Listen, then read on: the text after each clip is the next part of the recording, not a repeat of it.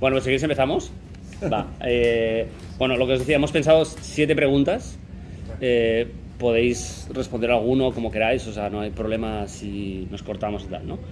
La primera pregunta es how you ended up working in Hike and how was your learning or your training as a teacher? Excelente. Oh, I'll go first. Okay. Because I was hired first. Yes. I started at High Tech High in 2001. And I had been traveling in India and Thailand prior. Because I had a job, I worked as an engineer and I didn't like it. And I didn't know what I was going to do with my life. And I came back from this long trip and I was like, oh, I just want to be traveling. Now I would have tried to be an influencer, but back then they didn't have that. So, so I mean, people have very inspirational stories about how they became teachers. Mine is not. I came back and I was like, I needed a job and I was broke and I didn't have money. And I was at a party, true story, party on a Saturday night. It was in August, and because I'd gotten back from this trip in like July. And the woman I was dating, her cousin was like the host of the party, and he's like, so what are you doing now? And I was like, I don't know, I need a job, I gotta figure that out. And he's like, you know math, don't you? You studied engineering. And I said, yeah, I know some math. He's like, come by, we're starting a new school. You can show up, Monday. Like, seriously, he's like, the next Monday. And he hired me at this party, and I was like, yeah, this is for real. So I showed up. It was at that building. There's no other buildings around at that time. It was, these buildings were all kind of condemned and needed work. And I found out on my first day that he didn't have the authority to hire me. He wasn't supposed to, but he did. And the guy who was supposed to hire me was really Ben Daly. He was really upset. And so I was like, oh, maybe they're gonna fire me on my first day. And Larry called me to his office and we had a conversation. And at the end, Larry was like, oh, you can stay around. And so they let me be a teacher's assistant for about a month. And the teacher I was working with was getting paid terrible. He was getting paid $1,000 a month because Larry negotiated salaries in that first or second year. Man, I'm saying it all. So he was getting paid nothing, and so he quit. And Larry came and said, we need a teacher, and the kids like you. Do you want to take over that class? And I said, yes, but I'm not going to do it for $1,000 a month. Because as the teacher's assistant getting paid hourly, I was making more than that. It's all true. Yeah. And that's how I got hired. And the training was early on was rough because there was this idea of we were going to do project-based learning and nobody knew how. Yeah. And so we were all just trying and failing. And there was a teacher that her class made a submarine, an underwater human-powered submarine. But really, we all whatever. There was like a builder guy who came in and it seemed like he did a lot of the work, and the students watched him do the work, and then they went and used it. But at least we saw like, oh, that's a project. Yeah. And then I remember my first project was trying to take kids to the local climbing area, and we rock climbed at Mission Trails, and then they told me like, you can't do that anymore because we don't have insurance. So that got shut down quickly. But that was my first attempt at a project. And then from there, then I became a dean of students, and that's where his story starts. Yeah. So we all have. Adam doesn't have a shady beginning, but the rest of us have some shady beginnings. So I was in college, and I went to college in Point Loma. So actually up the hill, there's a liberal arts college that I was a student at, and I was a student manager of the writing center on campus, where students would come to get help with their research papers, their writing assignments. And I was planning like peer tutoring, sort of. So we'd have business students who are getting help from English students on their papers. And a couple of people from High Tech High, this is in 2004, some people from High Tech High came up there to see this model, this writing model, and they talked to me, and they liked it, and so they asked me how much I was getting paid on campus for my college job, and I said I think I was making like $6 or $7 an hour working at this job, which was a good job at the time for a college student.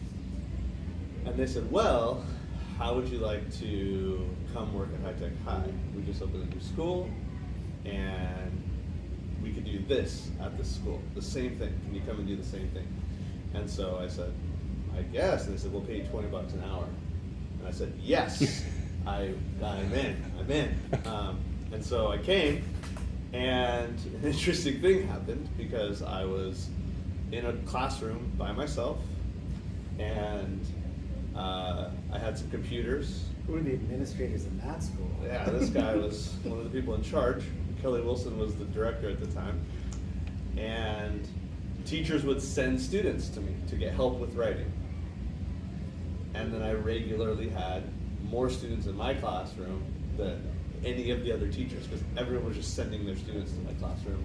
And I did that for a while, and then eventually a teacher went out on maternity leave, and they asked me to take over the class. The shady part is that I started doing these things, and I hadn't graduated from college yet. And I didn't have a teaching credential for a couple of years there. And in fact, we would tell a story. When I started getting my teaching credential, my teacher training program, they would send someone from the university to come watch me teach. And I was the actual full-time teacher. I didn't have a guide teacher at all. It was just me. So Brian would come and pretend that he was the teacher, and I was a student teacher.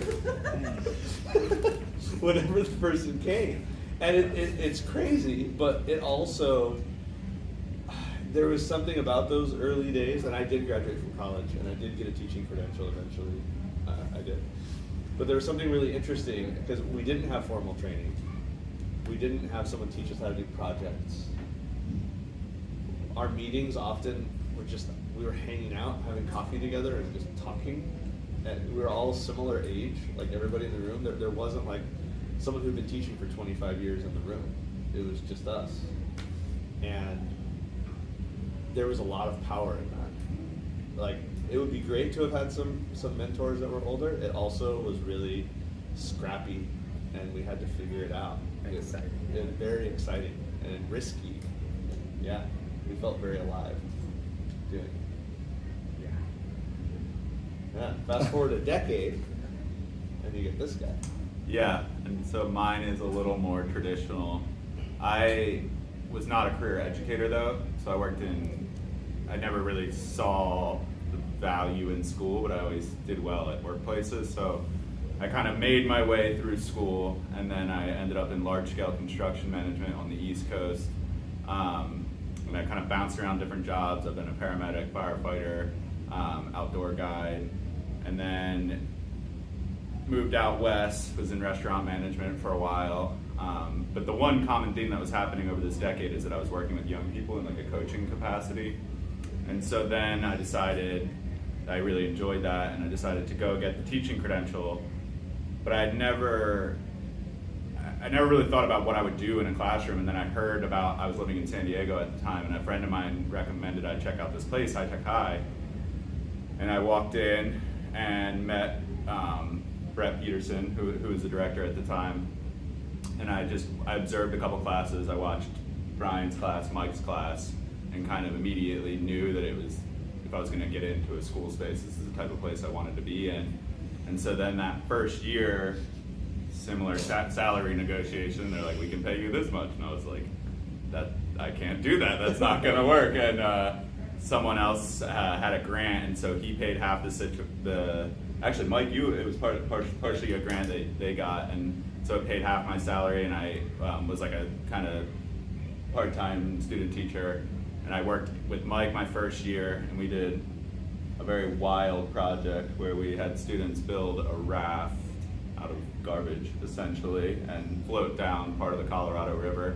Because I felt like I had to kind of jump in and do something, and then I got to watch him and Mark Aguirre do seminars and things, and it was a cool evolution to be a part of. And I did have more mentors in the space because I kind of walked in as they were kind of really finding their stride into the work they were doing. Okay, thank you. Another question is, which is the project that you remember the most? And of course, why? You want to go same order? Okay, we're gonna have the same project. Probably. Yeah. Well, I mean, I think the project is actually ongoing, and I think it probably was embedded all the way through in a way. And maybe I'll say the word there because I think we started out every semester you did a project, and your teaching partner with Brian and I were teaching partners for a few years. You would design a project for first semester, and you'd do it, and you'd have an exhibition night, a really big deal, and then you'd do a project second semester, and you'd have POLs or something at the end to celebrate, and that was it. And it was great. What we found was sometimes we weren't quite done with, I think it's that we weren't done with our own learning about that thing that we were, and so we would come back to it and add some new value to it, try a new thing with it, right? We talked about building rafts, like that it's connected to projects that we had all been doing for years in different ways. And so this project that Brian's gonna start talking about was really kind of a culmination of a few years of us like getting into the outdoors, thinking about environmental science, stuff like that. Yeah, so we are all part of Blue Dot Education now, and it started from a club that was doing astronomy work. And we were trying to do NASA in a high school. So we wanted, or the European Space Agency, you know, we wanted to do astronomy. We had telescopes, we were taking pictures of space. We were sending balloons up and taking pictures of the Earth from like 100,000 feet up, 30,000 meters. We were... We should launch one in space. We should, yeah. We were getting into the ocean, some, like him more, these guys more along the Colorado River, so doing a little bit of Earth studies. And then we had the opportunity, because of the club, to prototype a class that was based off of that club. And he came up with this great name, the Semester Upstream, and it was, a huge part of the design was Mike's, because he was thinking about his hometown. He's from 2 hours east of here, and he wanted to study where the Colorado River emptied into the ocean, which is like where he's from, where he grew up, which is a sort of forgotten area of California. It's like one of the poorest regions in the state. And I had the chance to go up toward Moab, which is where the further upstream on the Colorado, and so I was like, if we do that, then my only caveat is I want to take kids up there and go back up and see like the upper parts of Colorado. And so we decided to make a documentary film about the watershed, because water in this region is dwindling, and it's a troubled resource, and the river is really struggling. And 40 million people use it in the Southwest. It's the only major river in the Southwest of the United States. And it just so happened to empty into his backyard from his childhood. And so it's like a very important place to him. And it was cool because I got to go out to where he's from a lot, and I fell in love with this place. And the reason why I say it's an ongoing project is tomorrow I am running a workshop with educators from that place. And they're interested in trying to continue some of this work we started. But it grew into, you know, restoration work, planting trees by the river, you know, floating on it, and really like alongside students learning so much about it that I had no idea. Yeah, I talked about the same project. Sort of the culmination of that semester was a big screening of the film. And so we rented out this really nice theater in the museum area in San Diego. It was really fancy, and all families came, and big screen, and beautiful sound system. Everything was made by students. The soundtrack for the film was made by students. It was shot by students, narrated by students, directed by students. In the credits of the film, They put our names in as the field trip drivers. That's it. And it's true. Like, they bought plane tickets without us to fly places, to interview senators, like people in charge of things. Yeah, I remember coming in and they'd be like, "We got to go to this place today," and I'm like, "What?" They're like, "We told you about this last week." Yeah. And it was We before put I was it on your good. schedule. Yeah, I Like, didn't I guess we're count it driving well. 4 hours today Yeah. to go do this thing. But there was a moment, so the impetus for the project was my hometown. It's the poorest county in California. There are very, very like dramatic health issues connected to what's happening with this river. People where I grew up have like a life expectancy several years less than in San Diego, which is the next county over. And there's not very good health care. There's not a lot of science. Now there's more, but not a lot of science being done in the community.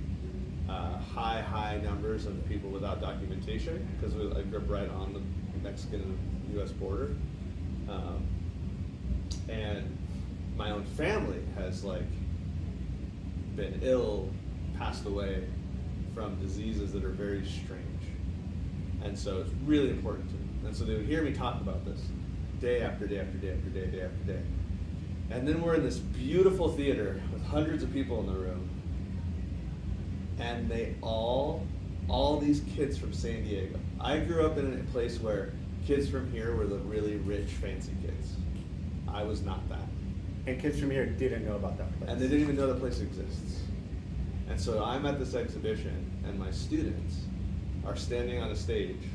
We weren't on the stage, we were in the audience. It's theirs. And they are fielding questions from the audience. They're brilliant. Their responses are brilliant. And they start talking about my hometown. It was really important to us because it was important to Mike. And he took us to see his house. He took us to his mom's house. We met his mom. We played in the front yard where he grew up. And that, in many ways, I'm not done in education, but in many ways that was this moment of like, I got into the game to help my people. And like, here we are making it happen together. And that was huge. Yeah. Follow that. No, I mean, I think you guys summed it up perfectly, and the idea that it built upon itself, and it's still, it's hard to, now that we think in these terms, it's hard to categorize it as like, as one project that our favorite, because it just keeps, the layers just keep getting opened up to us. I mean, in December, Mike couldn't make this because of scheduling conflicts, but in December we got to plant trees along a tributary of the Colorado River on Navajo land with like, Native community, and hear about the 15,000-year history of the people who have been like along that same watershed. Yeah. So in some sense, I think it's going to be a thing that drives what we do for the rest of our careers. Thank you. What are you working on these days? And what is your current contribution on education, if it's the case? Current. The current contribution to education? Sí. You understand that? Yeah. What are we doing, and what are we kind of contributing to? Oh, okay. to education? You're doing a lot. I don't know. I've moved positions, so I'm in a local public school district. I'm the director of professional learning and curriculum, so I oversee what we teach and how we teach it. I help coach principals, which is something I've done for a little while. Now it's a more full-time role. And I'm trying to find out if public education works. And it doesn't. So now I'm trying to find out, can we make it work? Like, is it possible? And I'm willing to fight a really, really big fight. At least one more really, really big fight. And so I'm learning a lot these days. My contribution, I was just working on this earlier. Like, I'm a doctoral student now, so I'm doing some research around how schools and how organizations that are kind of next to schools, like Blue Dot, how they handle the complexity of the world, a world that's always changing and that needs new things all the time, And so how can we learn from complexity theory to be more nimble and be willing to be less risk averse and find ourselves like in emergent thinking, right? Find ourselves in places where we not only can handle this problem, but by being flexible, we can learn to handle all kinds of different problems. And schools are not built to do that. Schools are built to be very rigid, very, very narrow. And so I'm trying to learn how to mess it up, and then I'll probably make one big push before I'm too old to screw it up a little bit. Yeah, and then for me, I am, after spending 10 years in industry and different businesses and things like that, and then 10 years in education, kind of came to a similar conclusion that schools don't function like a lot of other industries, and so kind of fascinated by trying to figure out why that is and how that can be corrected.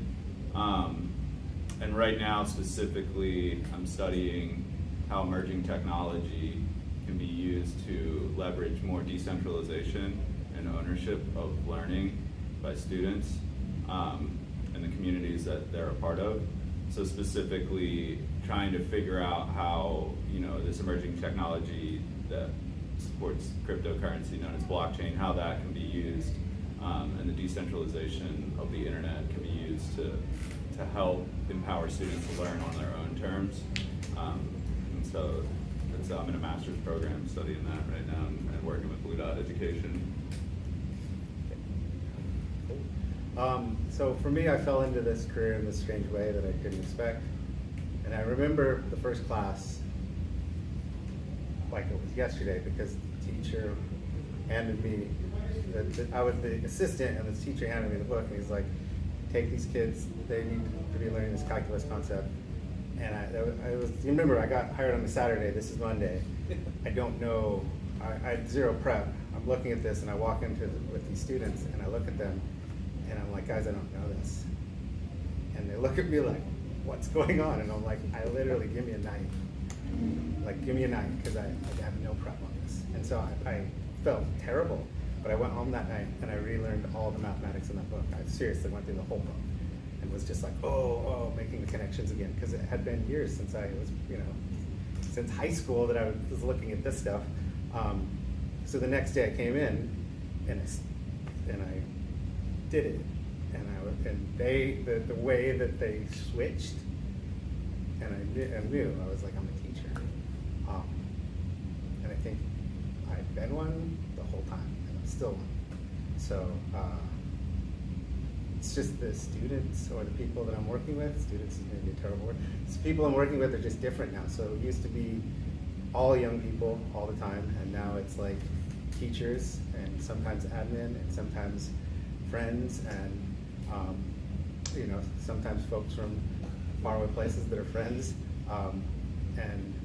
But that's my contribution, is to, like, as my mentor told me, to be the one who notices. And so I try to be in the space and notice with the people that I'm with, and because I think that's the only way we can fix it, is that way, to get like in these small pockets.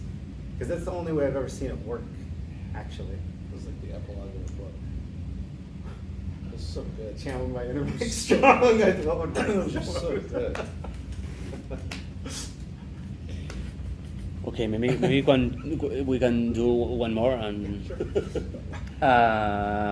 which are your education or non-education references, authors, companies, books? What inspires you? Ooh. Wow. Nature. Like being outside. The sea and stones and rivers and flowers. Because all that makes so much sense to me. And I think we don't do a good enough job of getting all of us out into it.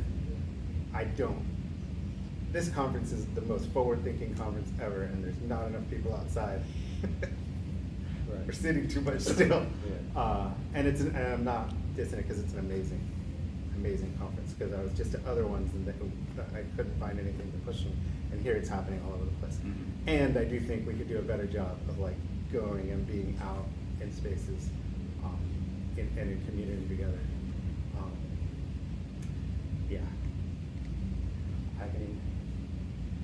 These guys inspire me all the time. There's a dude that's walking around out there that I want to bring everybody to me, because I get to be around him every day in his front yard, and he makes new things every day. And I want to bring everybody there to see how, like, it's magic. Because he'll learn about a situation in a class, and he'll go figure out how to make something that a student, not just so they could copy what he did, so that they have access to being able to make it and allow that thing, that emergence, so their questions and ideas can build it bigger. I'm going to channel Robert and our mentor, who said be the one who notices. I have found myself, when I'm feeling down, negative, stressed out about the future of all of this, that we've tried to work so hard on, I look for two things, I think. One was something my family used to say, which was like, look for the truth tellers, or look for people who tell you the truth. And then Mr. Rogers, who said, look for the helpers. And I think there are people, whether they're getting paid or not, whether people are putting cameras on them or not, who are trying to help people.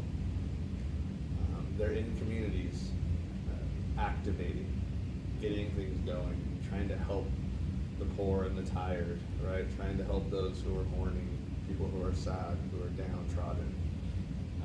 As the famous poem in the Statue of Liberty says, those who are yearning to breathe free, right? There are those people, and then there are truth tellers. And sometimes they're the same people, but I look to art a lot. I look to music, I look to visual artists, I like poetry a lot. And I look for those people who are in liberated spaces to say exactly what they want and feel that they need to say, clearly in our face. And there are so many of us that because of our positions, our status, our relationships, the complexities of our jobs, don't always get to clearly just say the damn truth. And I really lean on those people, whether it's, I'm a punk rock fan, I listen to punk rock music a lot. I really respect the person who spray paints a wall or who screams into a microphone the truth of what's happening in the world. They give me like oxygen, like help me feel like, okay, like we do have work to do. We still have work to do. I think for me, similar to kind of what Brian said, I find a lot of inspiration in the outdoors. And I think a lot of that comes from, I seek out things that make me productively uncomfortable. So I really enjoy rock climbing and surfing and things like that, where I'm on the verge of being out of control and kind of confronting that. I think that puts me in a place of growth and provides a framework for me to kind of approach other problems and areas within my life. And then really in the educational space, I think that's my own self-development, but in the educational space for me, it's young people, like of all ages, just talking to them and listening to them and seeing what their ideas are and the creativity they have, with no real agenda other than just hearing it, because they're hilarious and they're creative and they're, beautiful and silly and caring and all the things. And so I just really enjoy spending time and just listening to what they're interested in, why they're interested in it. And then that usually I find a lot of inspiration in the work that I then set out to do from that. And you're the podcast king. Yeah, and I listen to a lot of podcasts. So many good podcasts I get from you. Yeah. So it's and this is like, and always learning, like this space that I'm trying to understand, this blockchain technology, is so far outside of my scope of, like, I have no formal training in this, but I understand that it's going to be something impactful, and so I'm just trying to understand as much as I can and bring as many voices into it to try to find out more information about it. So. This, like, he's pointing to, like, I think there's this magic thing that happened with us three and then our buddy Andrew in forming this. And it has to do with the way that we healthily push each other to continue to grow and develop. Because it would have been really easy to to find a lane in a particular project, you know, in 2013 and do that a little better and be like, this is my career. And I would have done that if it weren't for these guys and Andrew, of taking that lane and saying, what about this? Or along with the students who are saying, what about this? And then empowering me to be like, yeah, let's go for it and see if that kid's crazy idea really can work. And then it ends up working and you're like, oh my gosh, this thing just opened up in a way.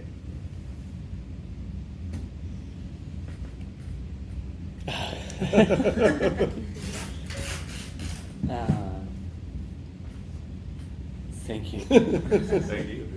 Andrew's gonna be so sad he missed this. So he had to drop his daughter off after she was showing off her work, so he had to bring her home afterwards. Pues, ¿Puedes tener una cerveza con él? Yeah, of course. claro, por supuesto. Sí. Yeah. ¿Hay algo que quieran decirnos? Somos profesores en Barcelona, trabajamos juntos, también somos amigos, aprendemos juntos. ¿Nos quieren decir algo que no hayamos preguntado?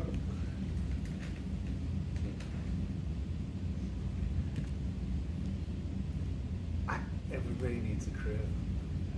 Yeah. Yeah, I think we're at our best when we're in community, making and doing, teaching and learning. It's like the human being. I used to, on my email, at the bottom, you know, people say, like, ciao, cheers, something at the very, you know, I used to, remember this? I used to say juntos. Always juntos. Yeah, I think especially when you're trying to be creative, innovative, whatever it is, it can be very lonely.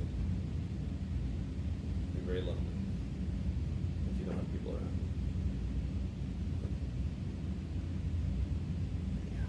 So we hang out. Yeah. We need to come visit in Barcelona.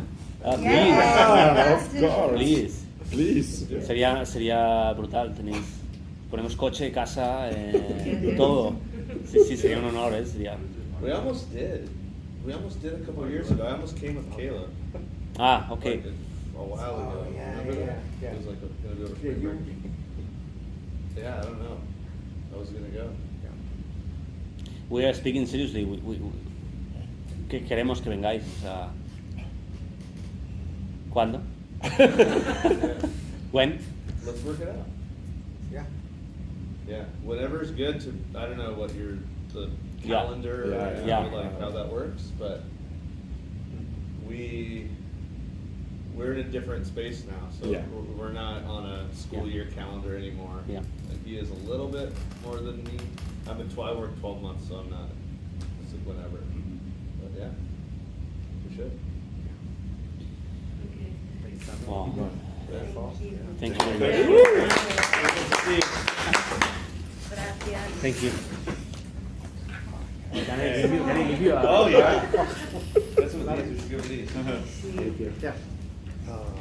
And we made some tokens. Yeah. So on the back, this is some of the like link tree of student projects. So that On the back, yeah. Anybody the wants movie, you guys are so let's welcome go to. screen about the Colorado River. It's on there. It's you gotta go to the very bottom one. Yeah, it's there. It's the first one we put on. So on the bottom, yeah. Okay. Maybe we can take a photo together? Yeah. Want me to get some of these? Sí, és justícia poètica. No, que faci una foto, que és la faci. Bueno, Justícia poètica. vaya, Garay y estas personas valen a...